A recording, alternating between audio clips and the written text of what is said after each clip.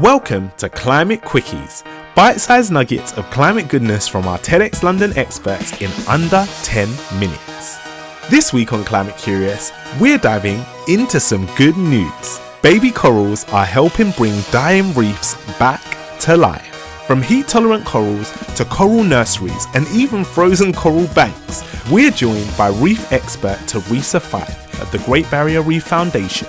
She'll share how her team, alongside First Nations communities, is working to restore and protect our coral reefs. Let's head over to Theresa and meet the baby corals. Stay curious. Very excited for this next conversation here at TED 2025. You'll know if you've listened to the podcast that we are in love with so many of the Audacious Prize winners, and our next guest is no exception. Theresa Fyffe, you are the Executive Director of Impact at the Great Barrier Reef Foundation, and you're also in this year's Audacious cohort. Congratulations. Thank you. I want you to tell us about your work. I have so many questions. Absolutely. I think the biggest thing that our work focuses on is doing reef restoration at scale. And just to put it into context, at the moment, across all of the world's oceans, there's about 200,000 corals that are planted in total each year, and most of those corals don't survive. And with our work, we'll be planting around 1.2 million heat-tolerant corals, which means that they'll survive each year, starting from about 2030. So we'll sort of 30x the current restoration. I still feel like I kept mishearing in the talk, because that's an incredible scale-up. It is, and it's really simple is the other thing that I say to everyone, because if you think about when you want to propagate plants, if you were to propagate plants by just breaking off a piece of plant, sticking it in the ground, it's going to take a really long time. If you propagate plants from seed, it's really fast. Right. The way we currently propagate corals is break a piece off, Okay. grow it, stick it in. We're literally basically using coral spawn. And we can just, from that, get millions and millions of coral babies, whereas you can only get one if you do it the old way. Please, let's talk about these baby corals, because they sound extremely cute and I want to know about them. They're very, very, very tiny little specks initially. You know, when we talk about baby corals, they really, really are these tiny little dots. When you look at them under microscopes, they're very cute.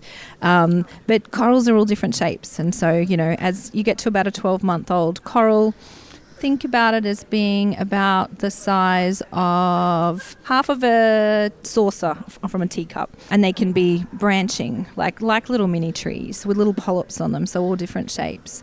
You know, they can be brain corals that have little hexagons all over them, boulder corals. So, you know, they are really beautiful. And just the three-dimensional shapes that they take on are just fantastic. That's incredible. I want to know more about this specific work, but I want to know a little bit about you. So what brought you to doing this work? Who are you? I think the most important thing, like for me, my whole career has just been, I like to know I'm making a difference. And I really, really like big challenges, bringing people together and kind of going, what's the biggest challenge that you face? And let's see if we can raise money and then solve that problem. So I started, the first almost 20 years was in medical research. And I played that convening role. I was a medical scientist, and I brought people together to deal with lots of the intractable or invisible problems in the medical science space. And as someone about to go into university, I'd been going, do I go medical science? Do I go marine science? So after almost 20 years in medical science, I went, you know what? I don't think I have to choose. I can have both. I love that. And so I went over to the marine science space. So I'm not a marine scientist. I have no formal qualification. I've learned a lot in the last 15 years, but I have a team of amazing people. I partner with amazing scientists from some of Australia's best and biggest research organisations and internationally. And I just have that great job of bringing all those people together to deliver impact. There was a great thing you said, or you told us about how Australia brought together a group of scientists to help solve this problem. Can you tell us about that? Because that sounds like a really good idea, and we should do more of that for other things. Yeah, absolutely. As happens in lots of research organisations, there was lots of little groups in lots of organisations focusing on different parts of the reef restoration problem. And we basically brought them all together. So 350 scientists and engineers, material scientists like biologists, all different backgrounds, and just effectively said we're going to design a research program that is focused on how we can make reef restoration faster, cheaper and smarter than it currently is. And 4 years later, you have these amazing outcomes because everyone's working on a shared vision. And initially, it took a while to kind of change the paradigm, but not that long because everyone just got so excited by what was possible if we all worked together. I think that is such a beautiful model. Do you think it might be one that is replicated given now the success that's happened with it? Absolutely. And it needs to happen because the problems that we're facing are continuing to grow, and we need diverse opinions, and we need people to be not just thinking with an institutional organizational hat. It's what's the problem? Focus on the problem and do know that we can do this bigger and better if we are all just focused on the problem and not our own little silos. Incredible. Now, one of the things you've mentioned already, and I want to just dig into it, is this idea of heat-tolerant corals. Why? So the biggest killer of corals is warming oceans, and corals are basically fed by an algae that lives inside of them, and when corals get stressed, they basically create conditions which make the algae leave them. And so if the algae don't return within a certain time period, the corals can starve to death. The ocean's warming up. We're having these heat events like we had last year where nearly all the corals in certain areas in Florida died really, really rapidly from increasing heat. So we need to look for those corals that have survived big bleaching events. They're the ones that are more heat tolerant, and look at new ways to make heat tolerant corals. The reason I find it exciting is this idea that we can still have coral reefs even if we're not able to maybe get the ocean back to the temperature it was pre-industrial. Yeah, and coral reefs already look different. That's the reality. Someone says, I dived this reef 30 years ago, what would it look like if I went back now? And the reality is, most likely it would be different in some way. But yeah, with heat-tolerant corals means we're likely to have less species of corals. And it's all about trying to sustain the reef systems while we stabilise climate, because if we can, and it's a combination of doing both this restoration work, and we also actually are cryobanking corals. So the ones that we know are not going to make it, that they get put in the deep freeze. And so when we get to a point in time when the climate is stabilised, and we're all optimists, right? So we're going to get there. I'm wearing the badge. We're going to get there and stabilise climate.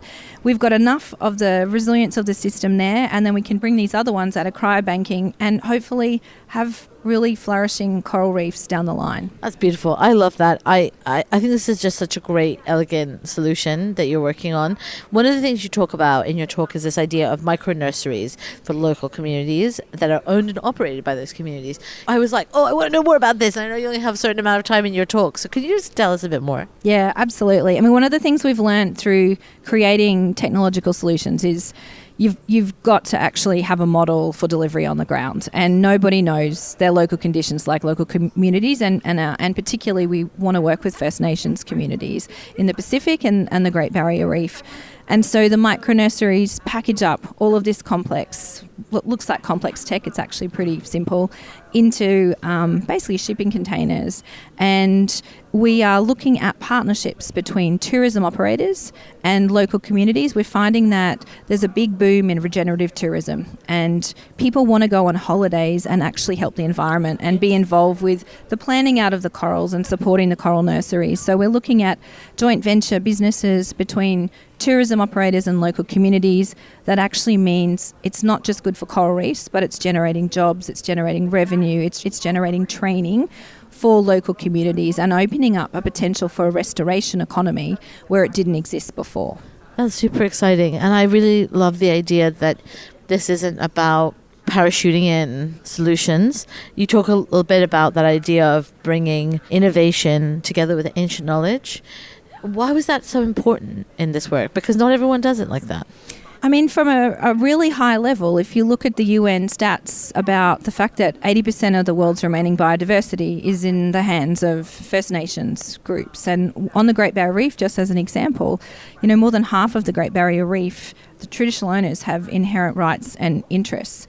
And yet, of all the revenue that's generated for the Great Barrier Reef, so little returns to them. But they are the ones that are the stewards of their country, their land and their sea country. They are born with an expectation to care for that country. It's why they exist. And so they are the best ones to do that. So we're really committed to ensuring that that's the role as these first responders and these stewards of the earth that they continue to play. But they're really excited about the new tech too. Whether it be the micro-nurseries or whether it's drone deployment or whether, that it's their... Yeah. They are the ones we're genuinely partnering and we're meeting them and fulfilling their priorities, and not just doing it our way. I feel like this is another really good example that other people could replicate in other areas. There's definitely not enough acknowledgement of both that traditional knowledge and just the rights of First Nations peoples, and what. More than anything that we're finding our First Nations partners are wanting is really strong partnerships with not-for-profits, with science agencies, with government. They are wanting to build nations, but they want to build it through partnerships. And so it's an exciting period. It sounds like you value the knowledge of First Nations people in the same way that you value scientific knowledge. It's not that one is just like fluffy and one is like the real stuff, but that it seems like there's an equity in there.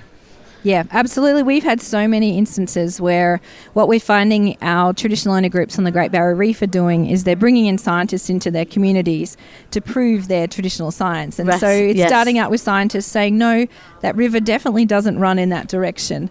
And then traditional owners are saying, I think you'll find that it does. And the scientist goes away and has a look and says, actually, the river flows in that way. And the look of delight, the validation, right, for traditional owners to go, our knowledge is being validated by Western scientists, and then seeing the opportunity to bring it together, because First Nations view on the environment is holistic. It is a systems view. They don't just look at a mangrove, a seagrass, a coral. Right. It's the whole thing. Yes. And that's the value. And that's what we need, I guess, really. It all works together, and it's all stronger together. And so whether it's coral, seagrass and mangroves working together, or it's traditional owners and scientists and NGOs, all of that collective impact is where the power is and needs to be unleashed.